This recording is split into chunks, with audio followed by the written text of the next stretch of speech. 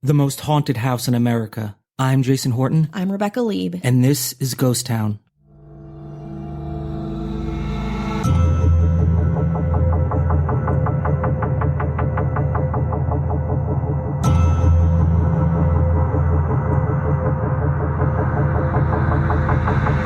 So you spent some time in San Diego, California. I moved from New York to San Diego before I moved to Los Angeles. I lived there for 4 years, 2002 to 2006. Went there once when my friend, I feel like everyone had like a friend that lives in San Diego for a second, and you go to visit and you're like, oh, what a beach town. It's like a California starter.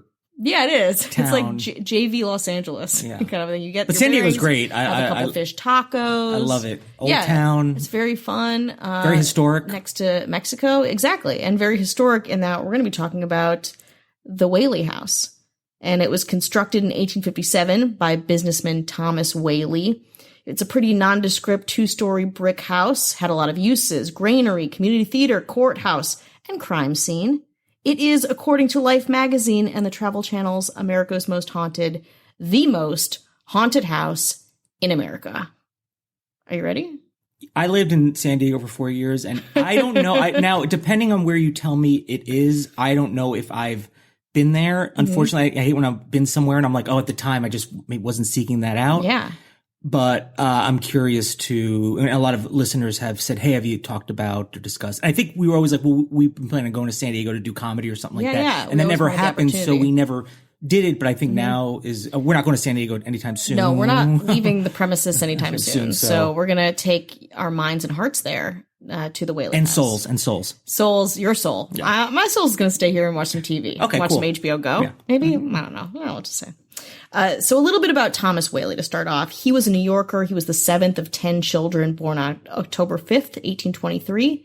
He was a pretty upper middle class kid with a very illustrious family history. The Whaley family immigrated to Plymouth, Massachusetts in 1722. His great-grandfather Alexander was a gunsmith who participated in the Boston Tea Party and the Revolutionary War. Alexander was pretty much a hero when he provided flintlock muskets for soldiers and let General George Washington just stay at his house whenever he wanted. So, pretty important person.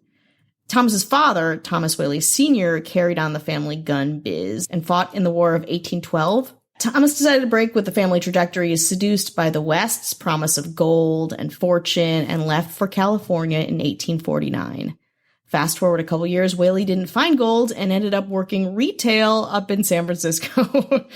With his pedigree, I'm sure that felt very glamorous. Whaley had a pretty successful career starting his own store in Northern California, though, but then it burned down and he was looking for another new start. In 1851, Whaley was advised to go to San Diego, where he thought he'd have more success. There, he opened a store called Tienda California. Sorry if I'm pronouncing that wrong. Whaley was so committed to the store's success that he studied Spanish so he could sell goods to the Kumeyaay, a local native people who weren't being served by the businesses there at the time. Whaley went back to New York for a New York minute? Sorry. To marry Anna Eloise Delaunay in 1853. I couldn't find out much about her except that she was 21 and very French. When the couple got back to San Diego, they were involved in a couple smaller businesses, but most notable was the purchase of the Whaley House in September 1855. Now, the house, or more like the lot, was already famous because in 1852, it had been the site where Yankee Jim Robinson, a famous Wild West bandit, was convicted of attempted grand larceny. He tried to steal a boat. There's a lot of different stories around that. And it was hanged in the gallows in the lot on a wagon. Whaley was actually there to witness the hanging, and that did not dissuade him from buying the property. No, it did not. With bricks made in his own backyard, Whaley built and designed a granary meant to hold 300,000 to 400,000 pounds of grain and had an adjoining Greek Revival-style brick residence attached to it. And on August 22nd, 1857, the Whaleys moved on in. Whaley boasted, "My new house, when completed, will be the handsomest, most comfortable, and convenient place in town within 150 miles of here." And it probably was. Pretty roomy, very convenient. Handsome? You got it. Thomas and Anna started building their family and had 6 kids. The oldest, Francis, who was named after one of Whaley's old business partners. Thomas, who died of scarlet fever when he was 1.5. Anna, Amelia, George, the very sensitive Violet. This will factor in later, I promise. And little baby Corinne. After one of the other stores burned down, which again is a theme that is not quite addressed, but seems curious to me. And then Thomas Jr. died. The Whaleys did another short stint in San Francisco, but came back to San Diego on December 12th, 1968. When they were gone, the Whaley House was home to San Diego's first commercial theater, led by Thomas Tanner. The Tanner Play Troupe converted the upstairs family bedroom into a 150-seat theater, but the troupe quickly disbanded after Tanner died just 17 days after the theater opened the business. Fitting 150 people into a master bedroom, that is commitment to the craft. I have a little news break. Oh, yeah? I just looked to see where it was. Whoa. Oh, God. Whoa. That was a curtain that I taped up to make sure that sound didn't get in my face. And it just fell when I was about to talk about my truth about the Whaley House. What? Spill it. Let's fix it. And then We did not put that. You hear that in here? No curtains will ever go up in this house. Yeah, the ghosts will not let it. But I have been to the Whaley House. Oh, you have? It's where I thought it was in Old Town, San Diego. I know because it's right near the Old Town Mexican Cafe, which is a great place to eat. And it's been on a lot of like cooking shows and it's really good, authentic I like that. Mexican food. And it's in an area that it's like the Mission area. And it's just one of the earliest settled parts of San Diego, and the Whaley House is there. I don't recall, I probably, when I was there, I was like, oh, this is cool and historic, but I didn't really take in any the haunted parts of it as if, if we went down now or, yeah, we'd be all like over that. it. Yeah. Yeah, you just didn't know. You were young. So I was there, and it's been following me this whole time up until we did this episode and made the curtain fall. Then you have been there or around there. You've been at least eating a burrito next door. And that's all we can really ask for. And that's the most important part. That's a takeaway from this. That's good. If you learn anything, it's that Jason was eating carbs. He was eating, yeah. Next door. Anyway, so it was a theater company for a little while, for 17 days, excuse me. And then it went on to serve as the county courthouse, leased by the city for $65 a month. Then it was a general store. Fast forward to 14 years later, when on January 5th, 1882, Anna, then 24, and Violet, 20, had a joint wedding, which is very adorable and very common at the time. Anna, less adorably, married her first cousin, John T. Whaley, which was pretty uneventful, aside from the whole first cousin thing. Violet wasn't as lucky. She married a con artist named George T. Bertolacci. 2 weeks after their marriage, Violet was on their honeymoon to discover Bertolacci had disappeared. Apparently, he had only married her for the dowry that he presumed to get, and Violet was left completely humiliated. It was not cool at the time for a young Victorian rich girl to be divorced, travel alone, unchaperoned, and be jilted even after her wedding in a very proper marriage context. Violet was shunned by San Diego's high society, which led to some pretty intense depression and humiliation, something she never really recovered from, even after seeing many doctors who tried to help her out with her mental health, which is honestly like good job at the time. But the divorce had just too much trauma for her. On August 18th, 1885, the 22-year-old Violet, staying at the Whaley House, her roommate was her young sister, Corinne. She shot herself in the chest with her dad's pistol while the whole family was in the house and died. She also left a suicide note which read, "Mad from life's history, swift to death's mystery, glad to be hurled anywhere, anywhere out of this world." The suicide note is a passage from The Bridge of Sighs, a poem by Thomas Hood, which is about suicide of a young homeless woman who hated living so much she threw herself off the Waterloo Bridge in London. So pretty on the nose, I would say. Got the message. The message pretty clear, pretty straightforward, very sad. Like after the death of Thomas Jr., Thomas Sr. got the rest of the family out of the house and moved the family across town at 933 State Street in downtown San Diego. Have you eaten a burrito next to that place? Probably. It's San Diego. There's a lot of burritos. The youngest Whaley, Corinne, was engaged at the time of Violet's death, but her fiancé broke off the engagement because of how scandalous it was at the time. This left the Whaley house vacant, which it would stay for another 20 years. So let's take less than 20 years for a short break now. We're back. We're back. How are you? How are you doing? How are you well? Feeling? How's your pain level? How's your pain tolerance? Have you been outside? Have you been outside? We just want to make sure you're doing okay. I know it's, kind of weird right now. It's tough, but it's also very weird. It's very traumatic. And you can always reach out to us. Yeah. If you have, just want to chat, just want to, want to talk shop. Yeah. We've been sending out little care I think you're going packages. to say talk shit. You Nope. want to talk shit? You want to talk shop? I want to talk shop. I'll talk shit though. Yeah. I'll talk shit all day. So if you want to talk shit, what Contact direction me. you go to talk shop, you come in this direction. You got options with us. We have so many fortune fish left. So if you want a little package, a little nod, a little thank you, we are happy to send it. We're happy to send it out, and we're making it seem like it's for your benefit, but it's more for ours because we get very lonely. No, we get so lonely. It's very a little selfish of us that we want to have someone to chat with. Also, for full disclosure, our Patreon, we've taken some of the money and we've donated it to COVID-19 charities. We used Charity Tracker and found the best rated ones that no one could, be like, I don't think this is good, so I don't. Yeah, we want to make sure the money's going to the right place. It's to masks, vaccine research, all the stuff. No stopping in the middle for a 6-course prefix. Yeah, You know and what I mean? we've obviously matched all that with our own. So if you were looking for some good karma, you got it automatically. Yeah. I don't know if you were looking for it, but you just happen to get some. You're beautiful. Your bank account's going up. Your skin's clearing up. Your ex misses you terribly. And then next month we will do the same thing and we pick some different charities. Yeah. If you have any suggestions too. Yes, if you have suggestions of charities that will, benefit either, locally or regionally or worldwide, we just want to kind of put back into it because we're just very thankful to get to do this. Also, it's the things that we don't always think about, although I'm sure plenty of people do, is people dealing with addiction. Yeah. Right now, under these circumstances, got to make it more difficult. And we've all had God, people in I our can lives imagine. that have dealt with addiction and we're on personal things. And it's got to be really hard. But our friend, Jay Schiffman has a podcast called Choose Your Struggle, and it's about addiction. He's a mental health and addiction speaker. He's a writer, consultant, coach. He's an advocate, and he's a cool dude. Something you need someone to listen to. We're not we don't listen to us, but also it's like this seems very important, and like this guy has an actual skill set. Yeah, So, unlike us, yeah.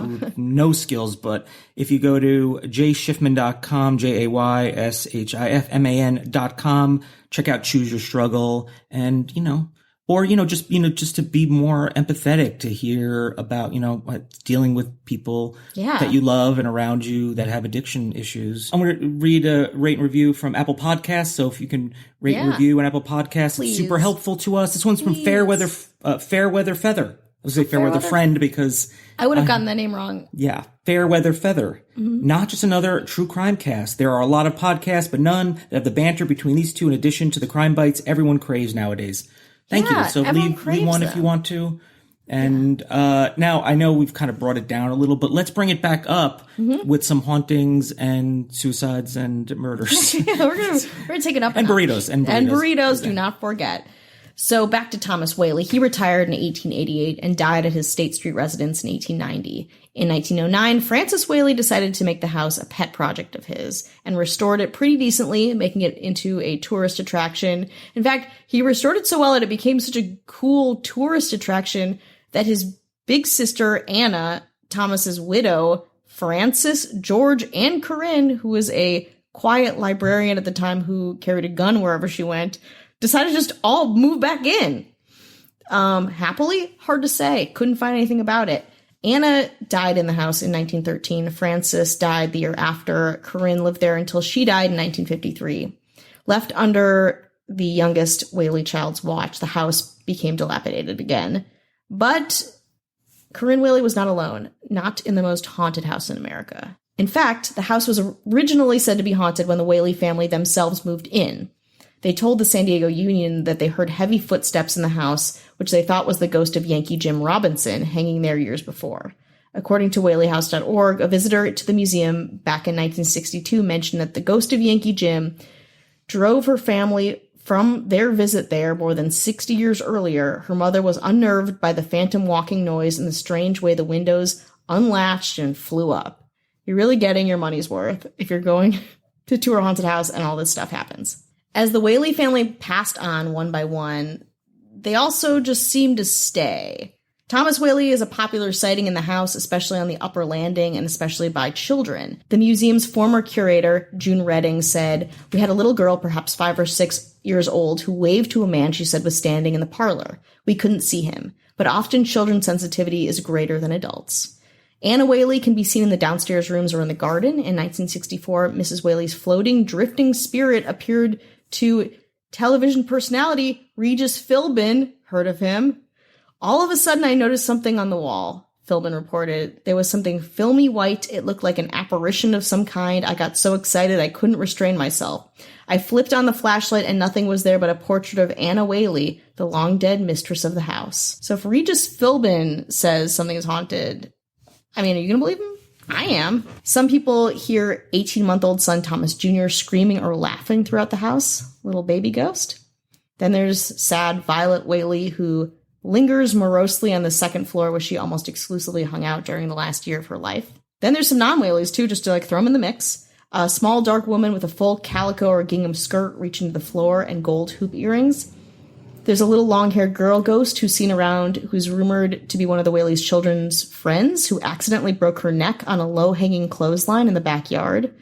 Which again, it is not, it's a story. No real evidence of that. Maybe just made up by a docent there, hard to say. There's even, though, a small spotted ghost seen in the house that is the shape of a dog that may be Whaley's terrier named Dolly Varden. Full name for a terrier. First and last.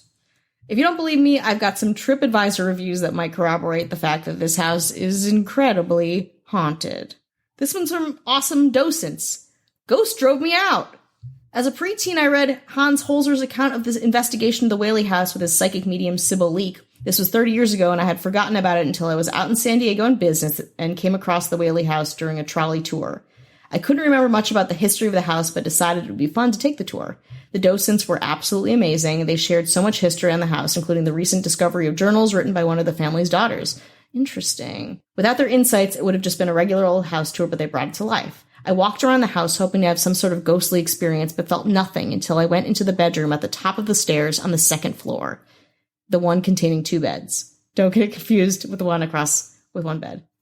I didn't know anything about the room other than the information provided in the literature with some basic information about some of the items in the room.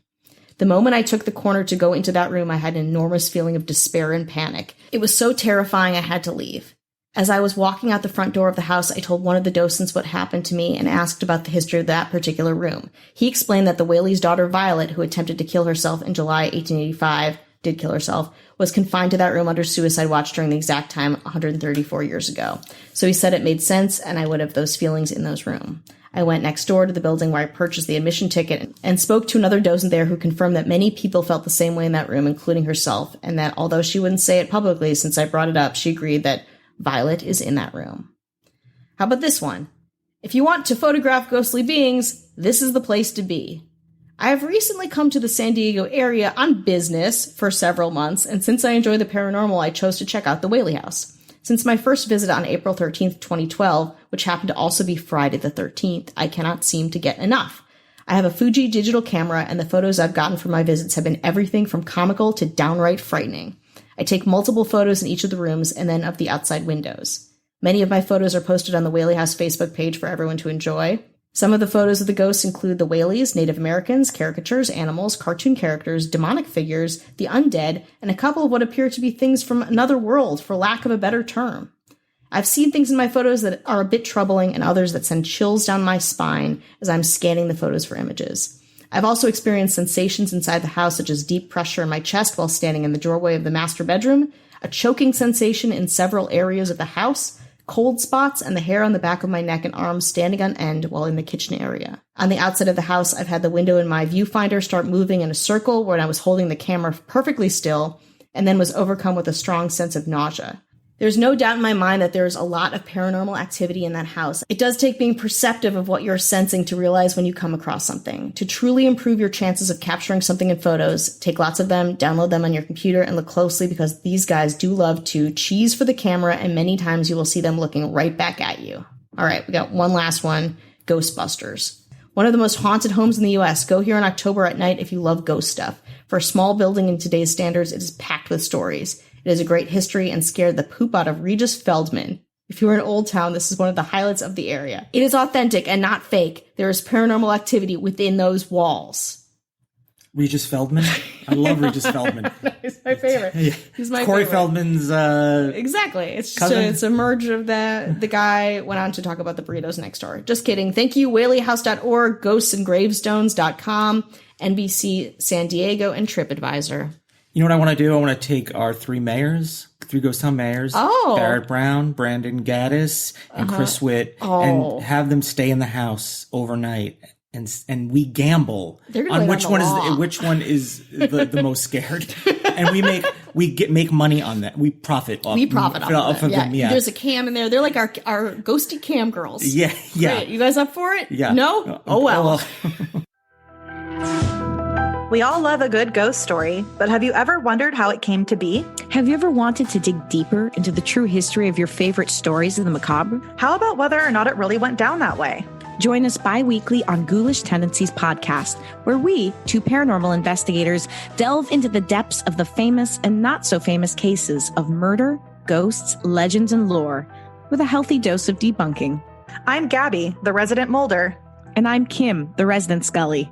And we're your ghostesses of Ghoulish Tendencies podcast, found wherever you listen to podcasts. Stay spooky!